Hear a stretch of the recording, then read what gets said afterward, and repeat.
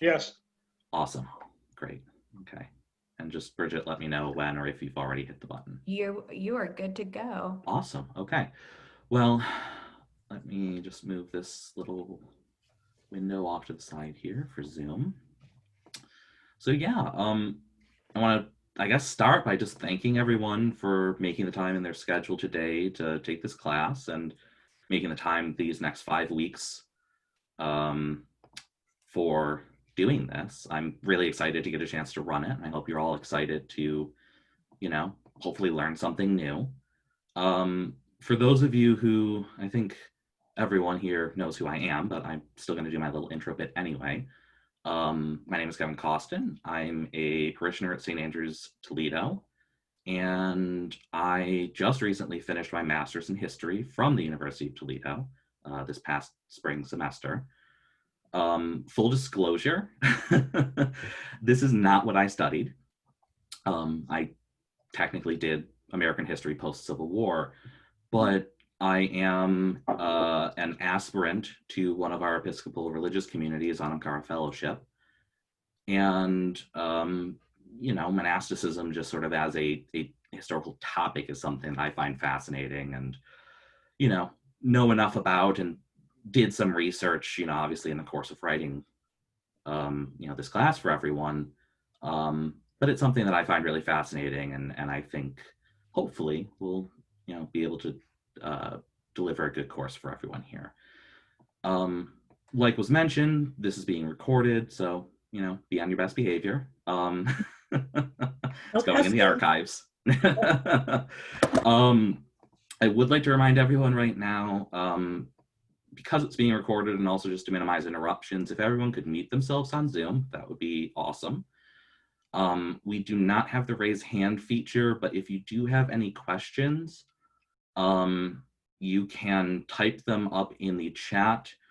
I don't actually know how to bump out the chat window. I'm going to see if I can figure that out really quick here, and if not, then... So I have it.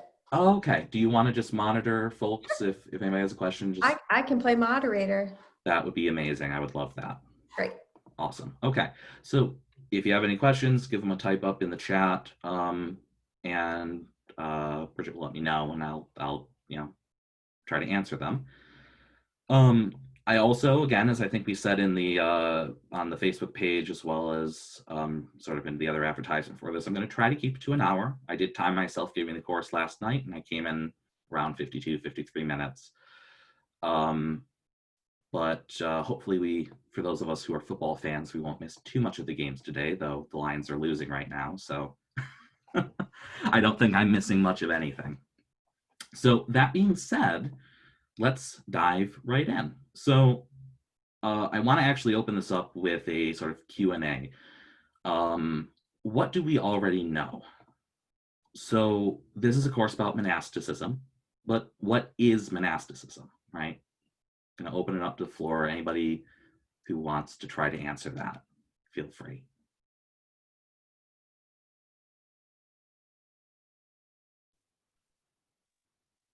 This is Barbara, and monasticism for me is people living in community under a rule that hopefully guides them to increase their, grow a spirituality within Christianity, and also helps them in their relationships with the people they live with.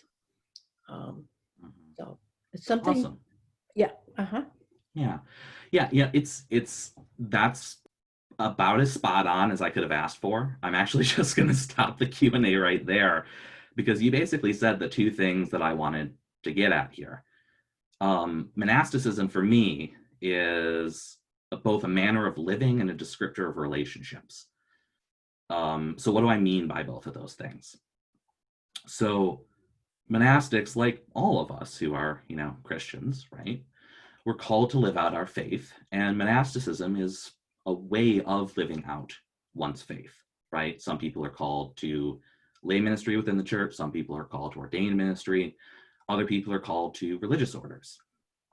So what does that really mean? Well, I think one of the main aspects of it is contemplation and prayer, right? Devoting yourself to God in prayer, praying at regular times of the day, praying with your community, and we'll talk about all of those aspects as we go on. Living a consecrated life. Well, what does that mean exactly?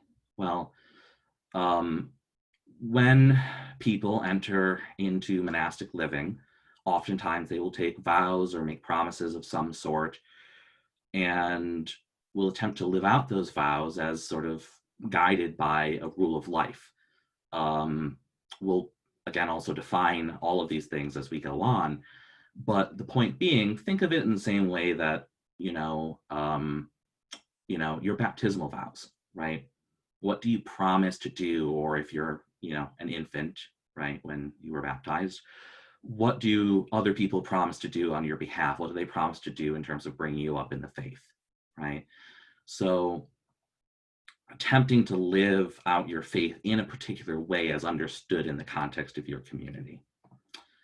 So signs and symbols of monastics, taking of vows, as I already said, but also wearing a habit, right? Some of you may have went to, primary and secondary schools where the schools were run by a religious order, right? I grew up going to a Catholic parish and a Catholic school that was run by Capuchins. So, and they would wear their habits when they were, out and about. And so you would see somebody wearing a habit and you'd know that, they're a monk, right? And what kinds of relationships, right? I said both monastics are called to a particular way of living, but also to a way, it's a way of describing relationships. Well, they refer to themselves as brothers or sisters or siblings or whatever other terminology that a particular order uses. But you'll notice that all of those are describing familial relationships, right? It's no accident that monastic communities use brother and sister and sibling to refer to each other, right? It describes a way of living with others in a community that's fundamentally familial in nature. So, all of that said, let's keep going into a couple of other questions. So, we kind of talked about some of these things already, right? What sets a religious apart from other members of Christ's body, between, from those who are ordained, from those who are laity. And that's a little bit of an asterisk statement too. We'll get to that in just a little bit. But a few things, right? Taking of vows, traditionally the Benedictine vows of poverty, chastity, and obedience. But other communities take different vows. So, for instance, Anamkara Fellowship, to which myself and my wife Lizzie belong, take the vows of simplicity, fidelity, and obedience. So, there are different sort of expressions within both our Episcopal tradition and just sort of more broadly of different orders that take different vows and the way that they sort of view themselves as, a part of the church, right? We'll talk about vows again. A lot of this intro material is, we'll talk about it later, but I promise we will. So moving on, other aspects of a religious life, a rule of life. I know, we've talked about that a little bit already. Having regular prayer, specific times of the day at which you're praying, right? Praying the divine office. And when we talk about the Reformation and sort of the present day, we'll get into the relationship between the traditional divine office and our daily office in the BCP. Wearing a habit, following a particular apostolate. And I'm going to kind of leave that as a teaser here, because we'll get into what all of these mean specifically. Some of you might not know what an apostolate is, but we will cover it, I believe, in chapter 5 in our last session. But religious can be lay or ordained, right? Remember when I said just a minute ago, there's sort of an asterisk, right? Well, just because you're religious doesn't necessarily mean that you're laity, and it doesn't specifically mean that you're ordained, a priest or a deacon, right? Did we just get somebody new hopping on here? Oh, hi, Abbas. If you would Hello.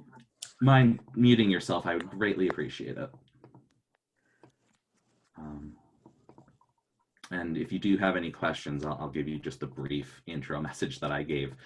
Just leave them in the chat, and we can address them if you do have anything you wanted to ask. But anyway, so religious can be lay or ordained. Within the context, particularly of our Episcopal tradition, can be single or married, living together in a community, or dispersed across the country. But all in obedience to a common rule or a constitution, right?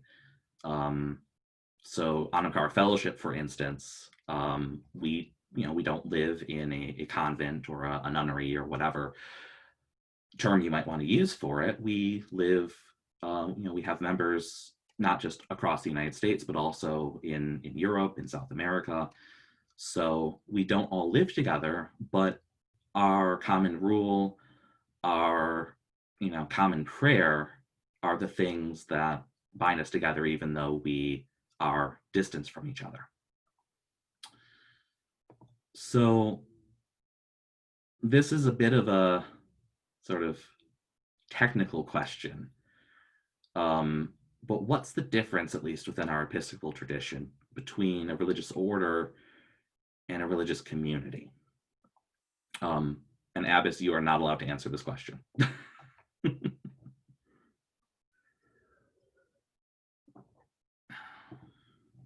None of you are going to take a shot. I mean, the priest will take a shot. I'm going to guess that order is the ones that live in community together, and the religious community is the dispersed. Yes. Yeah, that's the brief of it, essentially. And I did not actually know that, Rich, Marianne, and Andy. I'm just guessing. But it was a good guess, and it is a correct guess. So it is, as many of us Parley Pro friends no, it is a canonical thing. It's a canonical distinction. And again, we'll talk about this a little bit more when we talk about sort of the modern day, and this will be in our last class session.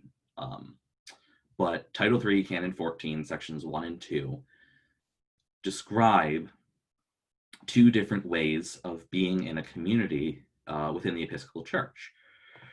So, both are recognized by the Seat of Canterbury.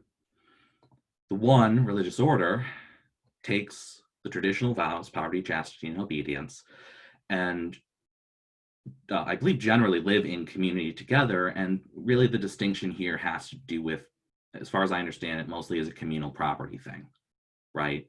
The fact that they hold all property in common, and in order to really effectively do that, you really do need to live together in community. So for instance, within the Episcopal Church, the Order of St. Helena or the Order of the Holy Cross are two examples of that. Religious community are in obedience to a common rule or constitution. Remember, I used that phrase earlier. And all that simply means is that even if we're living dispersed, if we're not all living together, we still have a constitution or a rule that's recognized by, it's canonically recognized by the church, and we all live in obedience to that. So on-power fellowship or the Anglican Order of Preachers, right, are two episcopal examples of a religious community. Now, I just sort of want to, as an aside, make the point that I may use monastic or religious kind of interchangeably throughout the course. That's technically not correct. Based on this canonical distinction, monks and nuns are members of religious orders, whereas religious are members of religious communities. That said, a lot of times that can get confusing for people, right? When members of our fellowship are out and about wearing habit, a lot of people recognize them, say, oh, are you a monk? Are you a nun? And so sometimes it's just sort of easier to not, have to say, well, but actually we're da da da da da, and get into the legalese of it. But in any case, I just wanted to make that sort of apparent to everyone that if I'm using the terms interchangeably, I'm usually referring to the same thing. So one last question for everyone here. I think this is the last in my little intro bit here.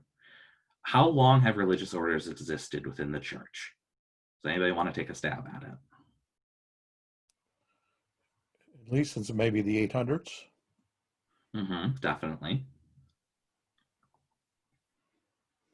Anybody else? Do we want to do Price is Right rules here? Do you want to try to get, is somebody going to say $7.99? Over and under.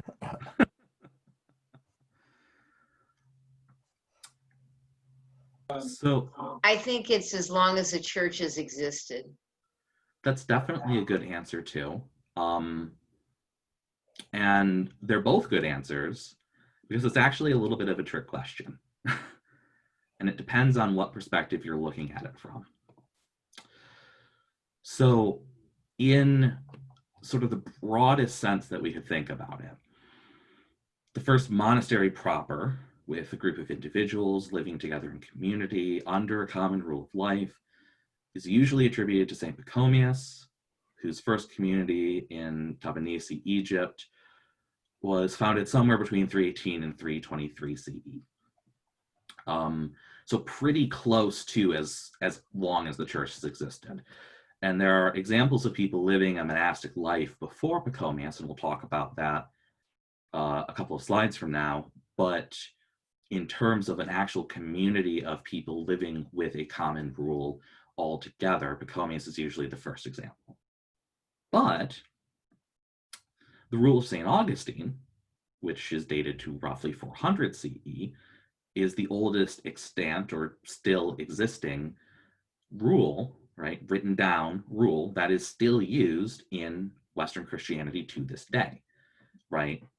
We have a sort of a sense of what Pachomius's rule was, and we have, sort of contemporary examples of people having copied it down, but it's not used in the same sense that the rule of St. Augustine is. Within the British Isles, if we're talking about sort of our Anglican tradition, speculation is that the oldest monastery is at Beckery near Glastonbury Abbey in Somerset. This is a little bit of a contentious issue. Archaeologists basically found a cemetery there with, I think it was like 40 or so, all male, so indicative of sort of like a cemetery attached to an abbey, and the oldest body of which was dated to between 405 to 544. So that outdates St. Augustine's Abbey, which is in Canterbury, and not the same St. Augustine as from before. The rule of St. Augustine is Augustine of Hippo. The latter one is Augustine of Canterbury. But in any case, Augustine of Canterbury founded his first monastery in 598 in Canterbury in Kent, in the south east of England.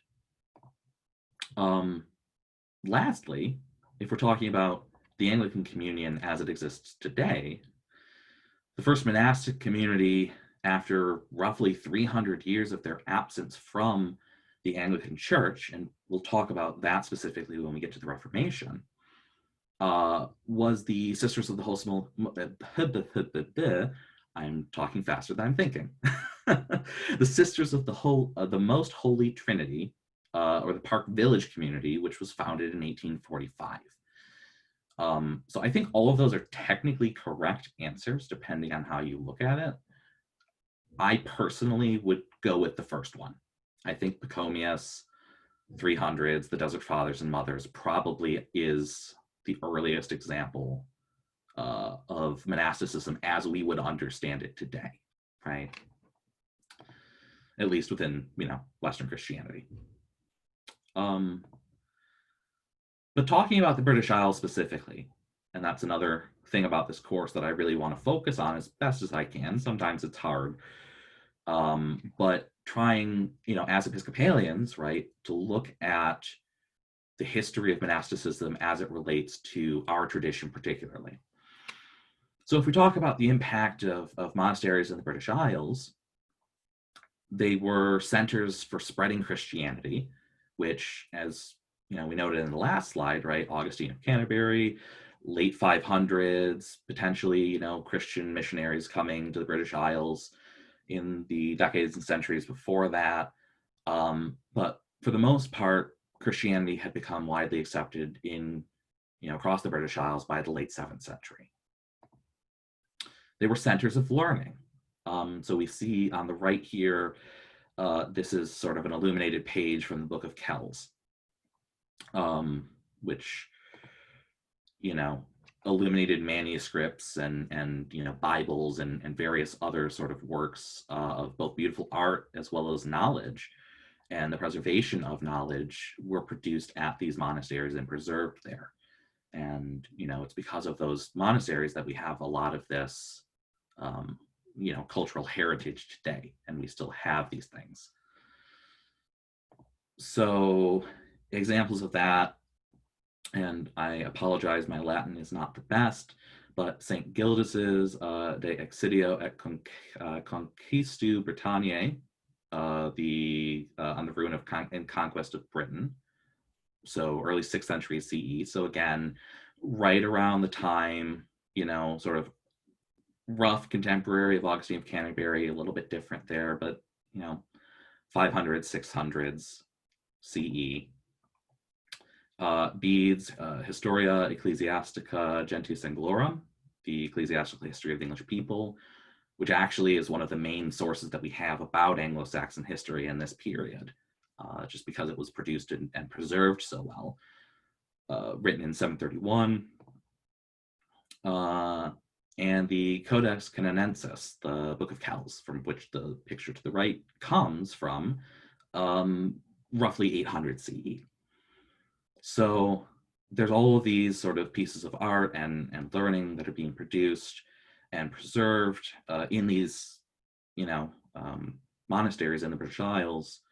And, it had a great influence. And when we talk about Bede later on and Gildas and some of the other Celtic saints, we'll talk sort of about the impact that their, that their writing had on the rest of Western Christianity. So the last little bit of this maybe overly long intro section, what is the purpose of this course overall? So for those of you coming in with little or no background knowledge, I want to create a foundation for understanding monasticism, right? It has a rich and storied tradition, in the history of Christianity, and also has, a rich and storied tradition within our Anglican tradition particularly, right? For those of you who might know some things about monasticism already, I want to deepen that knowledge, right? Both its historical roots and the ongoing significance of monasticism within the Anglican community, even to this day and into the future. Overall, learn something new, expand your worldview, and have fun, right? Make sure to ask good questions. It not only keeps me on my toes, but it's a way that we all learn and the class can be engaging. I promise I won't make anything up. If you ask me something that I don't know already, I'll try to the best of my ability to get you a satisfactory answer sometime after the class session. And hopefully all of us, myself included, will learn something new by running and taking this course. So what exactly are we going to cover, right? This is going to be a 5-week course. We're just about halfway through our first session. We've got another 4 to go.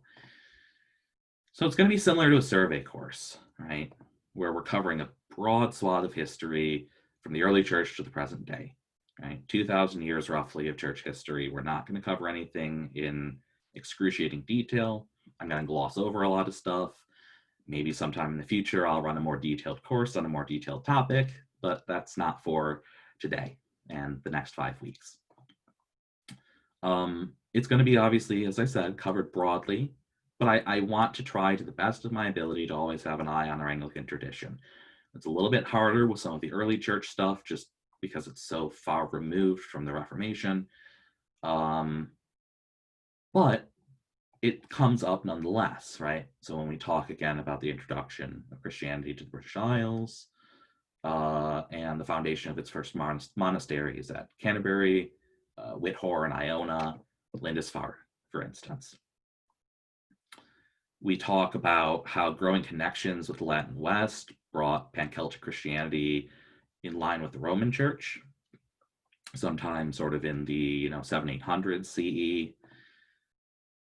And then how the dissolution of the monasteries under Henry VIII occurred, what that means, what happened to monasticism during the Reformation, and then the way that Reformation thinkers and sort of later, 18th and 19th century Romantic thinkers understood Celtic Christianity and sort of used it as a foil to describing, Anglicanism and the Anglican Church as being something set apart from Rome. And lastly, the slow but steady push towards monastic revival within Anglicanism from the 1600s through the 1800s and then into the present. And so we'll talk about figures such as Nicholas Ferrar and John Philip Newman when we get to that. And some of the topics that I had brought up earlier, right? Remember I said this is kind of a teaser here. Rule of life, praying the divine office, the habit, apostolate, the taking of vows.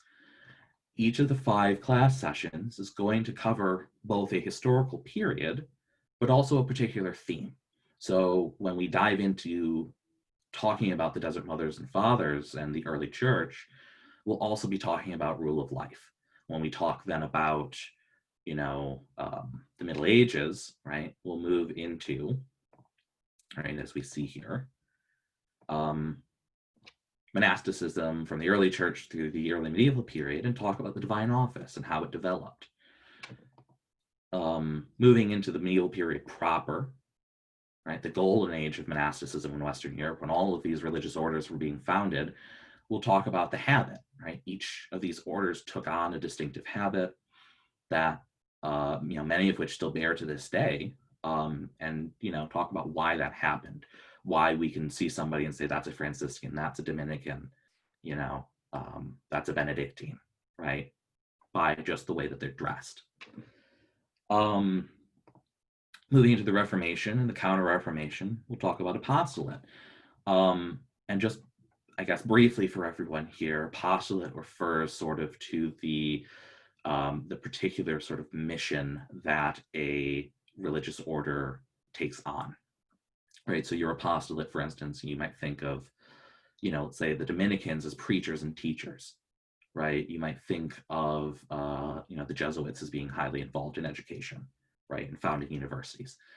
So we'll talk about how the different orders sort of lived out those apostolates, as well as the history of monasticism, during the English Reformation, the repercussions of that, and then sort of the explosion and spread of monasticism worldwide with, colonization, people moving to the New World, the spread of Christianity into Asia, into China and Japan, those sorts of things.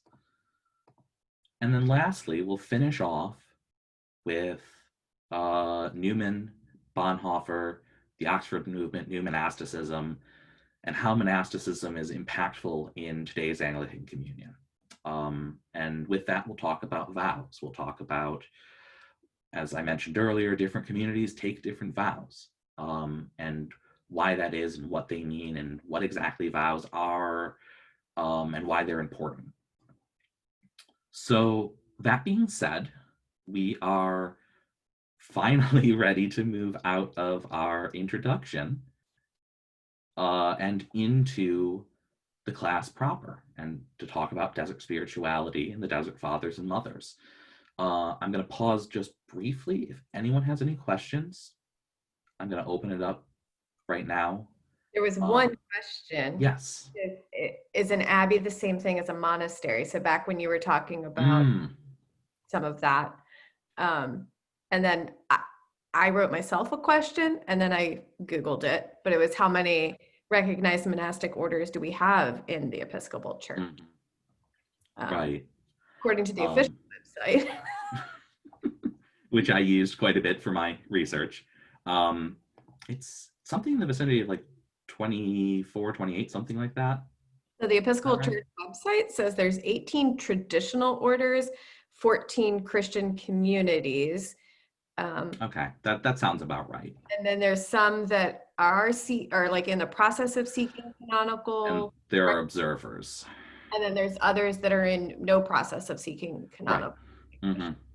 So there's quite a few of them, for sure. I thought there were. Yeah, it's kind of surprising when you actually look at that and see how many there are.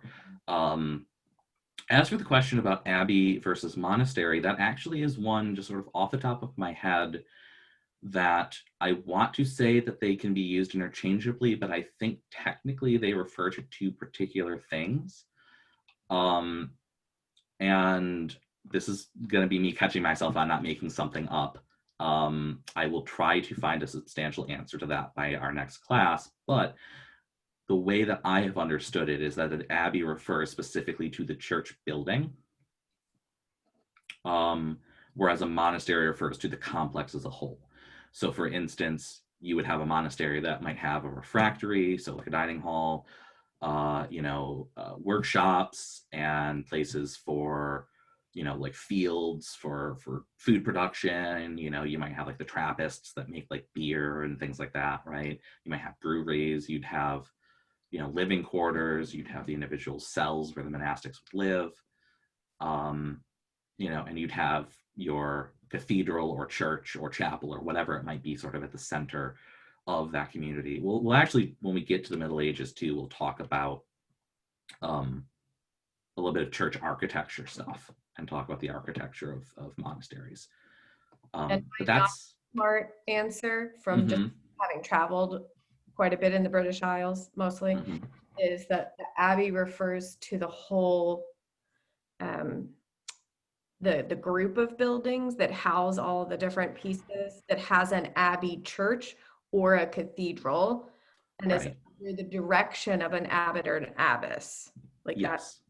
And so that's the other thing, the etymology of it, right? That it's, thank you for bringing that up. Just because you think abbot or abbess, abbey, right? It's the thing that the abbot or abbess is in charge of, right? But in any case, so desert spirituality, right? We're going to start, like I said, talking about our theme for this particular class session, rule of life, right? So my favorite thing in the world, let's do some etymology. I love language. I love talking about these sort of things. So rule, as a just sort of word or concept, right, comes from the Latin regula, plural, regulae, literally meaning a measuring stick, a physical, like a yardstick, right? And that itself is sort of derived from the diminutive of ergere, which means to straighten, to lead, or to guide.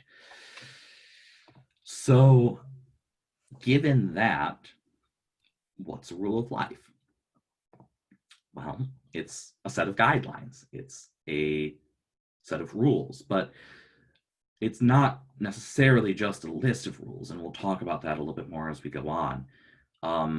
But the way I've defined it here is it's a set of guidelines based in both scripture and tradition, which inform the day-to-day practices of both an individual religious and a monastic community more broadly.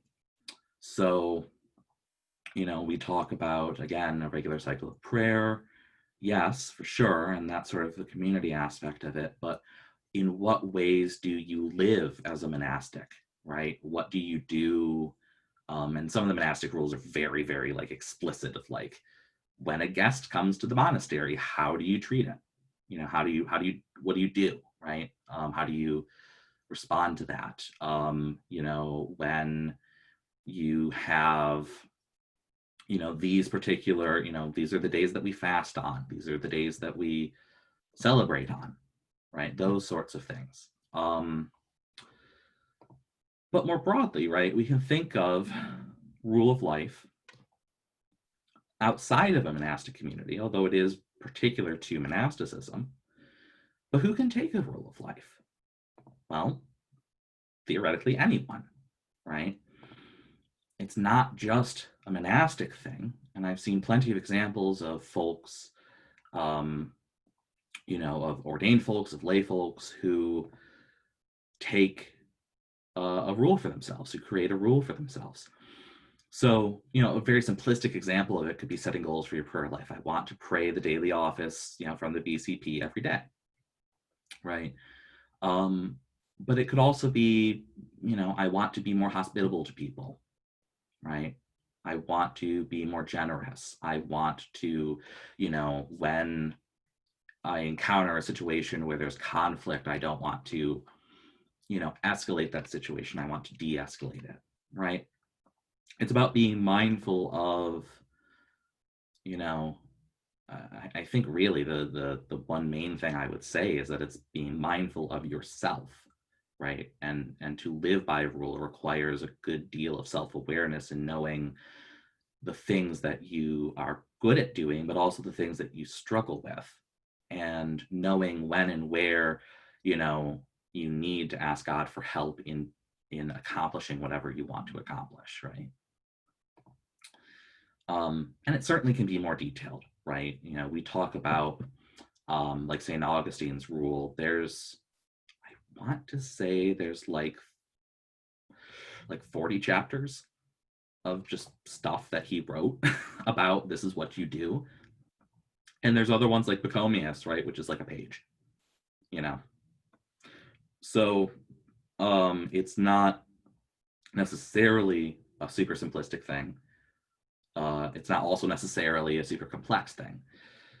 But in any case, right, I'm thinking of an example. I'm forgetting who it is, but a priest that I know has like a 20-page, or not 20-page, a 20-point like bullet list of this is my rule, and he updates it, whenever he feels it needs updating, and tries his best to live in accordance to it every day. And sometimes he succeeds and sometimes he fails at that, but it's the point of having the guideline, the measuring stick, right? How am I living up to the way that I want to live?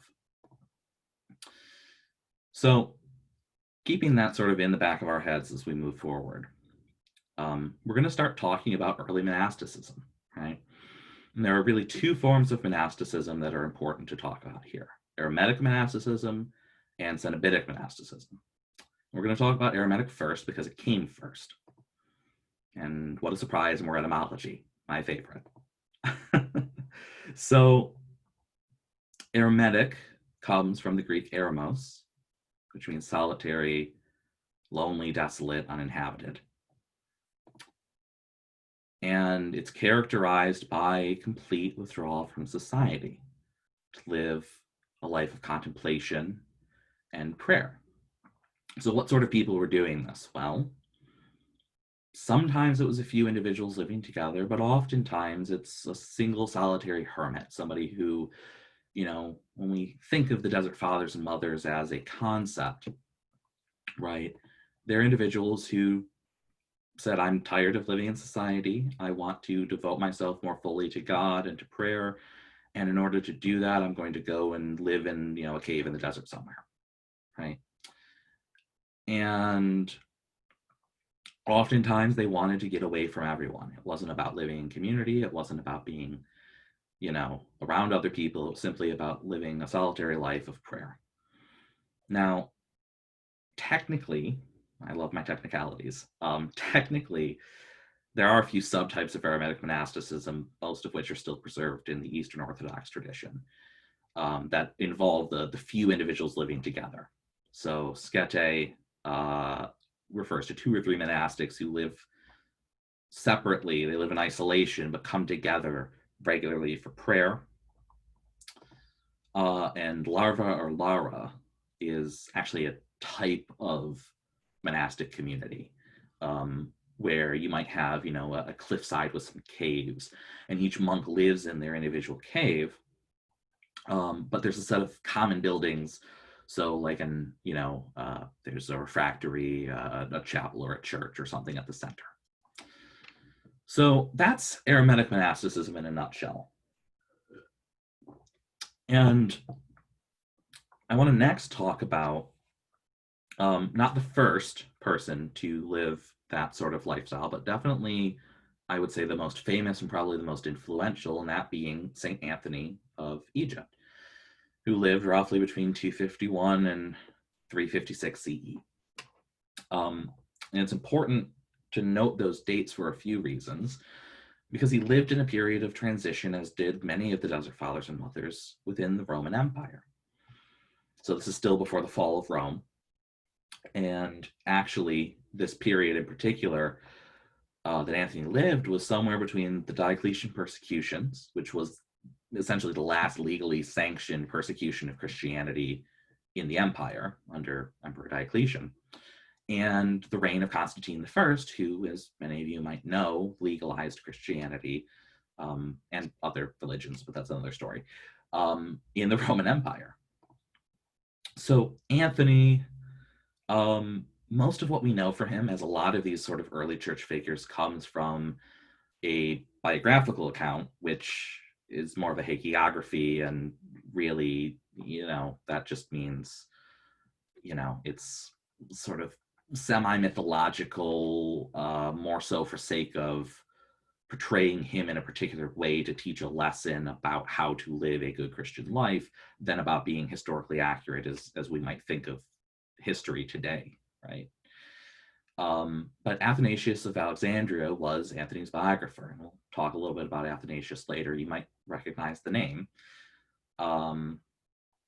But after hearing a sermon, after hearing a sermon on Jesus's words to the young man, a rich young man, so that being, if you wish to be perfect, go sell your possessions and give the money to the poor. You'll have treasure in heaven, then come follow me. So after hearing a sermon that was on that Bible verse, Anthony sold all of his possessions and decided that he wanted to go live the life of an ascetic. So what's an ascetic? Well, an ascetic is somebody who lives a life of, in essence, of extremes, right? Somebody who deprives himself of worldly things, be it, subsisting off of only bread and water, for instance, or who lives a life with extreme penitential practices. We'll talk about that actually in our next class when we talk about the Celtic saints, because they were really hardcore when it came to asceticism. But in any case, he retreated out into the desert. And before he did that, he sought knowledge from other ascetics about how to live that kind of life. And this actually becomes a theme that we'll see later on, that a lot of other figures go seek out that knowledge before they go looking to live this life. So Anthony first took up residence in an empty tomb, later in a dried up well. I think eventually he ended up in an abandoned Roman fort. And this was in the Nitrian desert in Egypt, particularly the Scetis region, which became one of three major sites for these early desert monastics, the other being Nitria and Kelia. It's actually really interesting that a lot of these figures coalesced in the same region, and that's actually not unimportant or insignificant to our discussion further on, because all of them were coming out into the desert and they started to coalesce together and said, well, we're already here together, let's figure out how to do this together. And that's sort of your origin for these first early monasteries. But we'll get back to that in a little bit. For right now, I want to talk about the Apophthegmata Patrum, which is literally sayings of the fathers. This is one of the main sources, other than, the biography of St. Anthony and other things like that, that we have about the Desert Fathers and Mothers. It's a collection of sayings, usually done in the form of a question and answer. It's very Socratic in the way that it approaches recording this stuff, right? Speak a word, how can I be saved? You know, a young novice would ask, and then the Amma or Abba would answer, and dispense wisdom in that way, right? So the text mentions some of the most influential Abbas, including St. Anthony, and is one of the sources where we have some information about the Desert Mothers from, one of the few sources we have information about them from, the Ammas. Most notably, I always have trouble pronouncing her name, Syncletica, I believe is how you say it, or Syncletica. But in any case, St. Athanasius also purportedly wrote about her, although scholars don't believe it actually was him. But she's one of the named and sort of most, I guess, recorded of the Ammas within this work, of which we, know about what the early Desert Fathers and Mothers had to say. But as I mentioned earlier, right, thousands and thousands of people were flocking out into the desert. They wanted wisdom. They wanted to seek to live these kinds, the kind of life that Anthony was living. And over time, Athanasius of Alexandria, the biographer of Anthony, writes that the desert had become a city. Athanasius himself is the Quicunque Volt one, the Athanasian Creed one, which you may recognize the name. That's from our historical documents section in the BCP. It's one of the 3 creeds that's listed there, the Apostles' Nicene and Athanasian Creed. Fun fact, most scholars don't actually think that Athanasius wrote it, but it was later attributed to him, like a lot of works from this period. But in any case, as I mentioned previously, he was the biographer of St. Anthony of Egypt, and he described this sort of mass exodus of people out into the desert, right? And you have to think about, right, what was the appeal to this? There clearly was something that was appealing to it, that so many people would go to seek the knowledge of these Abbas and Ammas.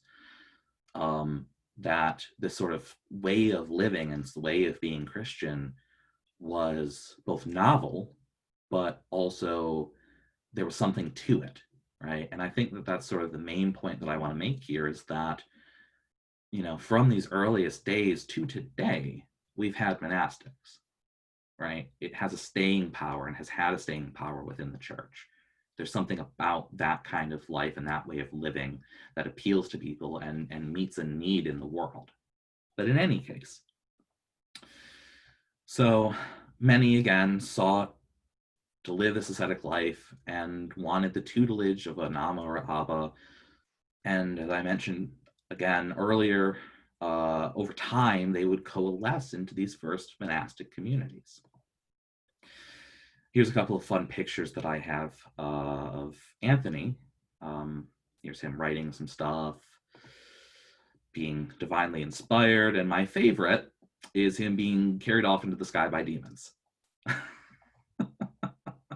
Purportedly, and this is recorded in Athanasius's biography of him, Anthony was tempted many times, and so a lot of the artwork depicting Anthony has these sorts of images in it of him, fighting off demons, basically, which I just think is just the best thing.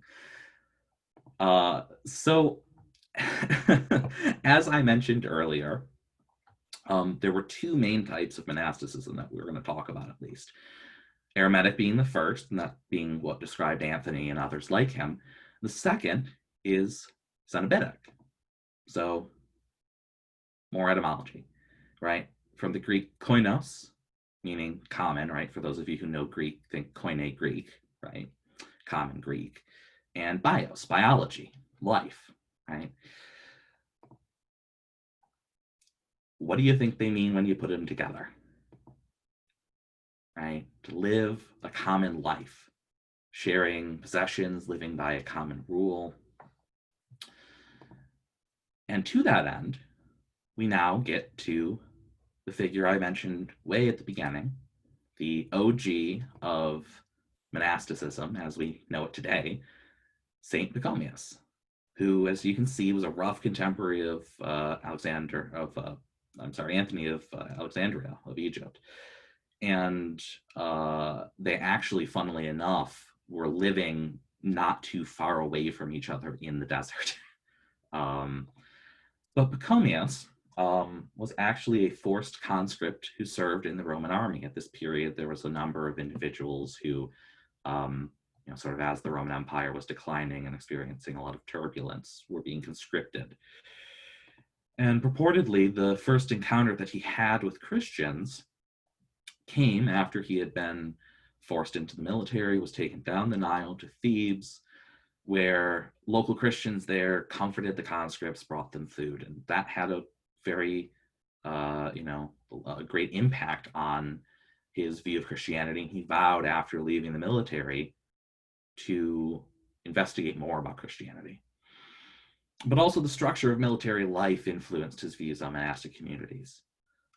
Sort of the rigidity of it, the structured times for doing things, the change of command, and we actually find that that was one of the lasting things within monasticism in the West, is that there is this, and we see also other figures, Ignatius of Loyola, for instance, who were military men and served in armies, and then later went on to found monastic communities.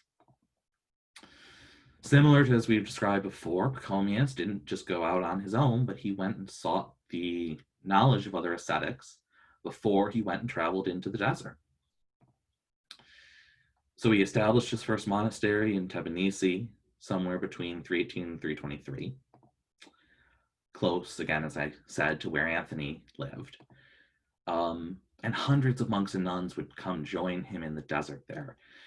By the time that he died, there were 9 male and 2 female monasteries under his direction. And he was visited, actually, both by St. Athanasius and by St. Basil the Great, who we will talk about in our next class. But both of which, in terms of their writings about these early figures, were highly influential in the codification, the writing down of the first monastic rules by later figures such as St. Benedict and St. Augustine. But that we will talk about in our next class. Getting towards the end here, just a couple more slides to go. Here's a nice little picture of Pachomius here with his wizard beard. So I mentioned that the military sort of structure of Pachomius' monastery was precedent setting, but there were a number of other things that Pachomius did and implemented that would set precedents that we still see in monasticism today. So monks and nuns supported themselves by weaving cloth and baskets. So think again, as I mentioned before, right, the Trappist monks making beer, right? This becomes a huge thing in the Middle Ages of monasteries being these centers of economic activity, as well as of learning and culture and prayer. A 3-year probationary period before a prospective monk or nun could be admitted. So, I can give the example of myself, right? I'm an aspirant in Anagara Fellowship. I have not received a habit yet. I've not been clothed as a novice. And even when that does happen, hopefully soon, I won't take vows yet. I will live in the community for a number of years, live with the habit, live, by the rule of Anagara Fellowship, and live in a way that can help me discern whether I want to vow myself to Anagara Fellowship. And that pattern, right, was established thousands of years ago. The idea of all property being held in common, that no one man or woman owned anything, right, that everyone held all property together. Meals taken in silence with fasting twice a week, that's definitely something that continues into the Middle Ages with, monasteries being founded and sort of these groups of monks living together and eating together, praying together. They wore simple peasant clothes, right, with a hood. And we'll talk about that a bit when we get to the habit in our 3rd chapter. But just the idea of, sort of the first earliest idea of a monastic habit coming to light. They came together several times daily for prayer and reading, similar to how, sort of the early roots of the divine office taking shape. Each member was expected to spend time alone in meditation on scripture, but also they provided a provision to teach literacy to those who couldn't read or write, so that they could follow along in the studies with the rest of the brothers and sisters there. And it was under Pachomius particularly that the formal establishment of an Abba or an Amma in charge of a community took place. The term had been used informally prior to that point, but was first formally used here. And harkening back to one of our first slides from today, right, that highlights that familial relationship within a monastery, the idea that your brothers and sisters and siblings are, we are all brothers and sisters and siblings in Christ, yes, but within this community particularly, right, it's a family. So, wrapping up with rule of life, okay, ending where we began. So what is a rule of life? It's everything that we've talked about. It's not just a long list of rules, although that certainly can be part of it. Okay. And again, as we'll see in the next class, a lot of those rules that were created in these earliest days of Christianity still survive to this day.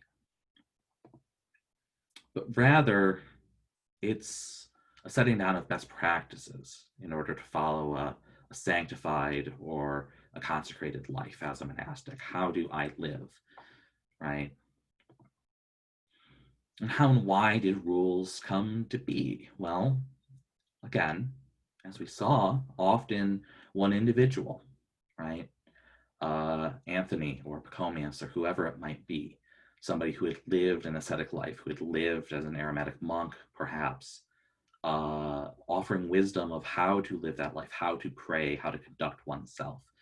That then was adopted by someone else, and maybe 2 people, 3 people started together and sort of lived in community, figured out what worked, what didn't work, and then passed that down to new members who would come to join them in the desert, and so on and so forth, right? And again, this sort of question and answer format, right? Speak a word, Amma, how can I be saved? Talking about consecrated life and a sanctified life and how to accomplish that, how to live that out as best as they could. And again, as with many of the early monastic communities or sort of proto-monastic communities, there was a focus on asceticism, right? This sort of simple living, depriving oneself of worldly goods or possessions, trying to detach from the cares and concerns of the world to focus and devote oneself to God. So that being said, that is the end of our first class.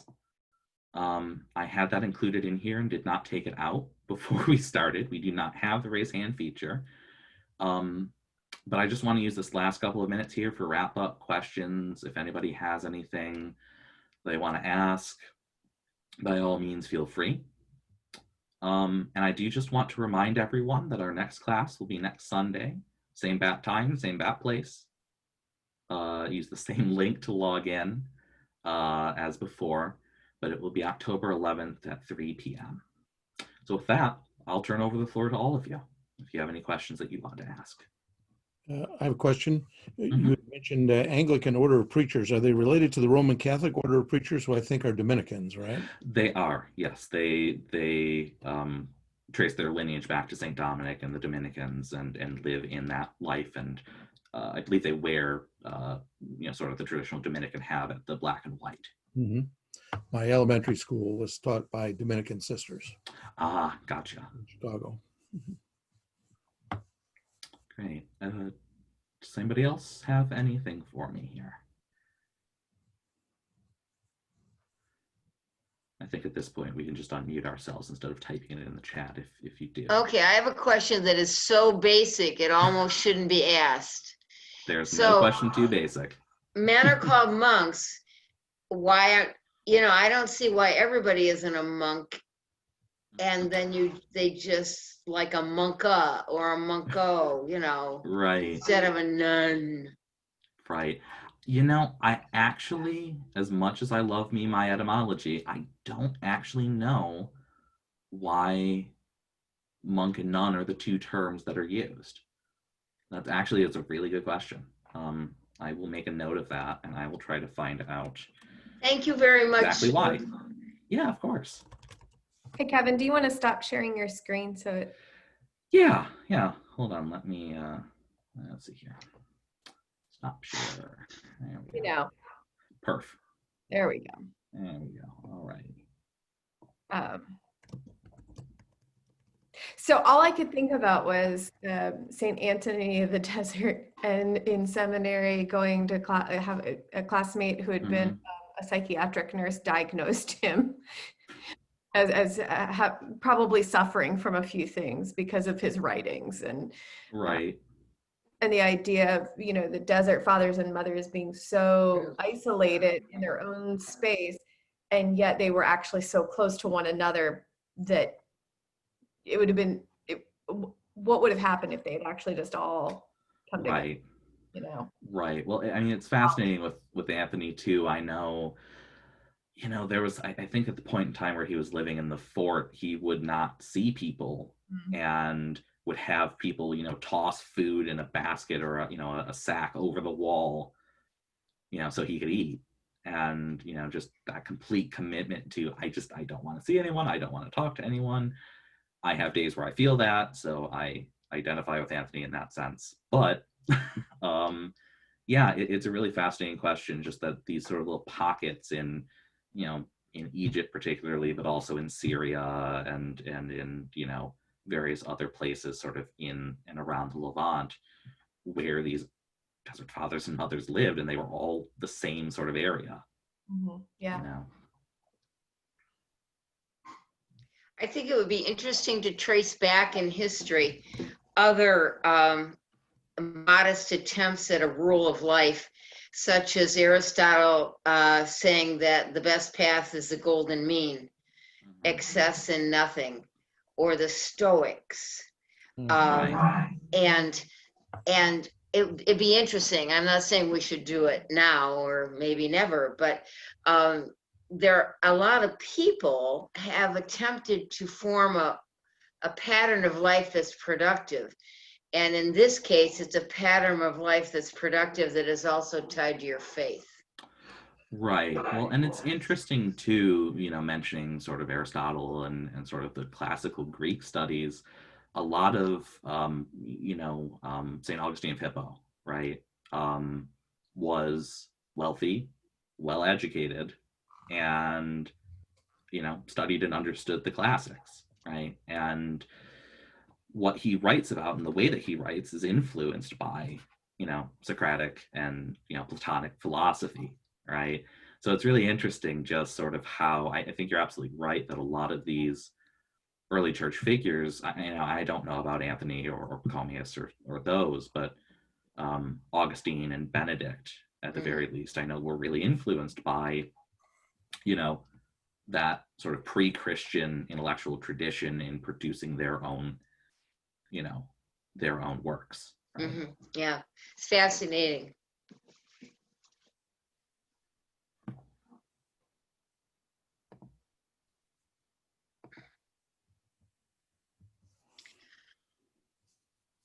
So why?